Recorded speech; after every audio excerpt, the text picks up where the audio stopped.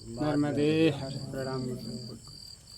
गुरु जी, मैं इंदौर से आया हूँ अच्छा। और मैंने आपका वीडियो कुछ समय पहले से देखना शुरू किया है।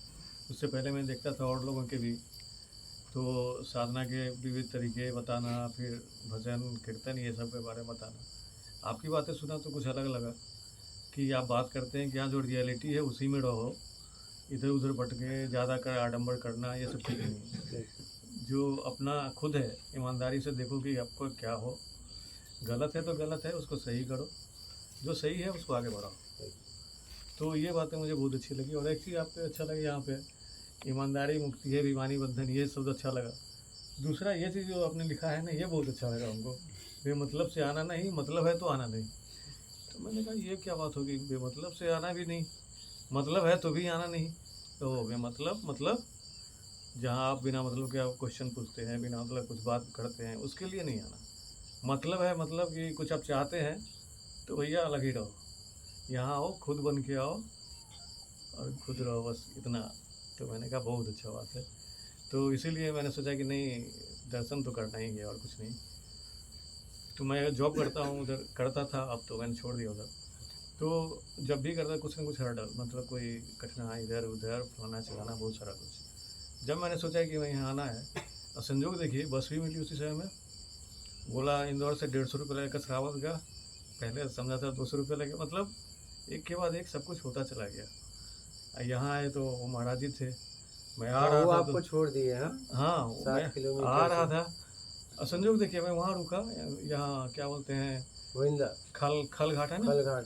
खल घाट के बाद यहाँ आगे एक जगह है फाटक। हाँ, फाटक में मैं मगर खेड़ी। हाँ, वहाँ जिला नहीं रुका था। पता। तो वहाँ लोगों ने बताया कि ऐसे जाना होगा, ऐसे जाना होगा, ये जाना होगा, कैसे करके वहाँ से बस पकड़ा, फिर आया यहाँ पे आपका मगर खेड़ी। मगर खेड़ी। वहाँ आके फिर मैं, एक ऑटो वाला बोलता है कि भैया मैं 400 रुपये लूँगा। ठीक 2 मिनट के बाद एक डंपर आया, डंपर वाले को ऑटो वाले ने बोल दिया कि नहीं नहीं मत ले जाओ। 4-5 और थे इधर इस गांव के, गोविंदा गांव के। उन्होंने पढ़ाया उसको डंपर वाले को और वैसे ही बुला के छोड़ दिया। अच्छा। और वहाँ से मैं आगे बढ़ा तो ये महाराज जी मिल गए। ये कैसे मिल गए? वो बैठे हुए थे मंदिर में। अच्छा। तो मैं आया प्रणाम वणाम कर, तो अच्छा कहाँ जा रहे हैं, ऐसे ऐसे, चलिए मैं, ये है खाली है, मतलब चलिए। बिना बोले 7 किलोमीटर है यहाँ से सब दोपहर आपकी में। कृपा है गुरु जी, और क्या। आपने देख लिया, कहा कि भैया दे ले आओ उठा के। ऐसी जिंदगी हमने जी है, होता है। कहना भी आपको नहीं पड़ा, और आपको 7 किलोमीटर से दोपहर को लाके लाख व्यक्ति ने छोड़ दिया। हाँ? धन्य है उनकी सेवा, क्या बोलो। और सेवा की, आपसे लिया कुछ नहीं। कुछ नहीं। इसलिए मैं इस एरिए में निमाड़ में मैंने कुटिया को बनाया। तो 7 किलोमीटर दोपहर का समय था। हाँ, और आपको कहना भी नहीं पड़ा। मेन बात ये है। बिल्कुल नहीं, मैं आगे बढ़ गया था, पीछे से बुलाया उन्होंने। अच्छा। कि आपको कहाँ जाना है? हाँ मैंने कहा ऐसे ऐसे महाराज जी की कुटिया तक जाना है। हाँ।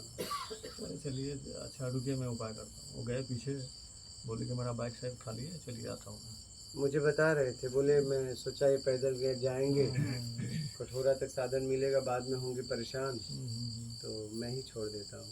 यहाँ पे हैं, अगर मतलब उन्हें पता चल गया आप यहाँ आ रहे हैं तो दूर दूर से छोड़ देते हैं बिना बोले।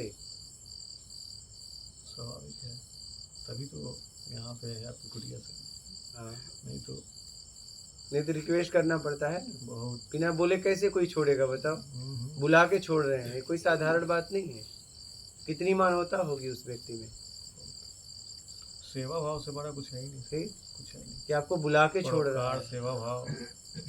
यहाँ कहने पे लोग कहते हैं अरे समय नहीं है। समय नहीं ये है। 7 किलोमीटर है, कोई बगल में नहीं था, वो भी दोपहर था जब आप आए। समय होने पर भी नहीं होता, बोलेंगे नहीं है समय आजकल तो। क्योंकि उस गांव में मैं बहुत रहा हूँ ना, 2019 से मैं उस गांव में। बताया हमको। हाँ, कि 3-4 साल यहाँ पे रहे हैं महाराज जी, साधना यही भी किए हैं, हम लोग को अच्छा से जानते हैं। हाँ, हमें क्या बात है, तो आप ही मिल गए, आप ही मतलब समझिए कि वही है दोनों। वहाँ मेरा रहना हुआ उस गाँव में। बहुत अच्छा लगा। और मैंने आप फिर यहाँ का तो नर्मदा, माँ नर्मदा तो खींचती है किसी को भी, वो तो किसी को भी खींचती है। पहली बार मैं ओंकारेश्वर गया, मैं पूरा नर्मदा तट पे भटका, अकेले। और वो याद मुझे आ रही थी कि जाना है एक बार जाना है नर्मदा, कहीं पे भी जाना है। और फिर आपका देखा, मैंने कहा या तो नर्मदा बगल में ही है तो चलो। एकदम सामने है। हाँ, और फिर यहाँ आया तो देखा मैंने और यहाँ पे ही पास में ही है, तो दिक्कत ही नहीं है, जब चाहो नहाओ, जितना नहाना है। बहुत